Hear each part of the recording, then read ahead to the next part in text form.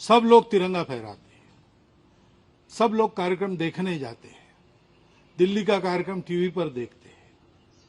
जैसे 22 जनवरी को एक वातावरण उत्पन्न हुआ, वैसा इस दिन भी वातावरण उत्पन्न होता है, परंतु वो एक दिन के लिए मर्यादित रहे ये अपेक्षित नहीं है, क्योंकि ये गणराज्य दिवस है।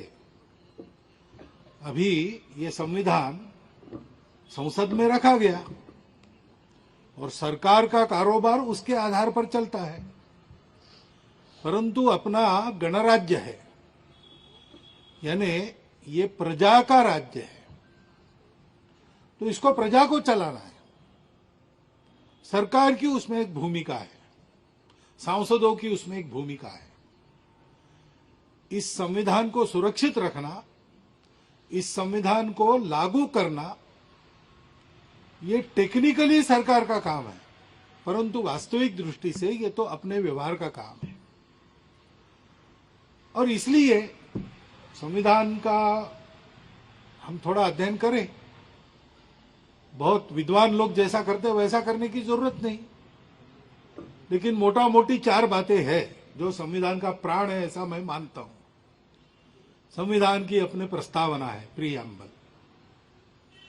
संविधान में नागरिक कर्तव्य दिए, संविधान में नागरिक हक अधिकार दिए, और संविधान में मार्गदर्शक तत्व दिए। ये बातें ऐसी है जो बदलती नहीं। सारी जो संविधान सभा की कार्रवाई हुई उसमें इन बातों पर पूरे संविधान सभा ने मिलकर निर्णय किया है।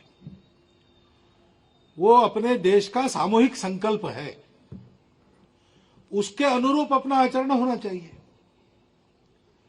हमारे यहां सब प्रकार की स्वतंत्रता दी है, परंतु ये भी कहा गया है कि जैसे उस भाषण में बाबा साहब ने कहा कि आर्थिक और राजनीतिक स्वतंत्रता का प्रावधान संविधान में मैंने कर दिया है, परंतु ये स्वतंत्रता वास्तव में आनी है तो उसके पीछे एक बंधुता काम करती है।